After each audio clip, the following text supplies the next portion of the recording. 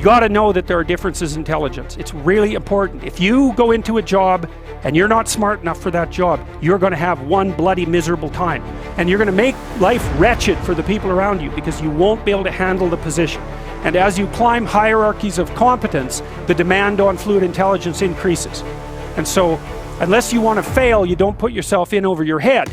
Well, what's over your head? Well, that's a tricky thing to figure out. I mean, you have to figure that out with intelligence, you have to figure it out with conscientiousness, you have to figure it out with creativity, you have to figure it out with stress tolerance, with agreeableness, because you want to go into a cooperative environment and not a competitive one if you're agreeable, and with neuroticism, you probably want to keep the stress level of your job relatively low, because those are all places that you can break down. And most people have at least one significant weakness in their intelligence personality makeup, and you've got to be careful not to place yourself in a position where that's going to be a fatal flaw.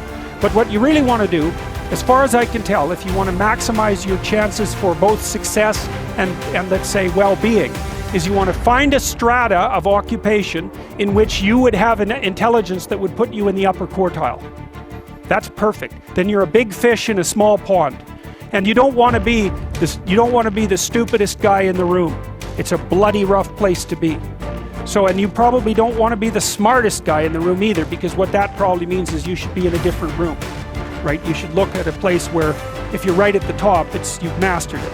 It's time to go somewhere where you're a little lower so that you've got something to climb up for. So, and if you're not hyper conscientious, for example, you're probably not going to want a job that you have to work 70 hours a week at, because you're just not wired up that way. You'd rather have some leisure. Like, more power to you.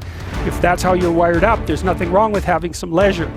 But if you're someone who can't stand sitting around doing nothing ever, then maybe you can go into a job that's going to require you to work 75 hours a week. And almost all jobs that are at the top of complex dominance hierarchies require very high intelligence and insane levels of conscientiousness, as well, generally speaking, as pretty damn high levels of stress tolerance.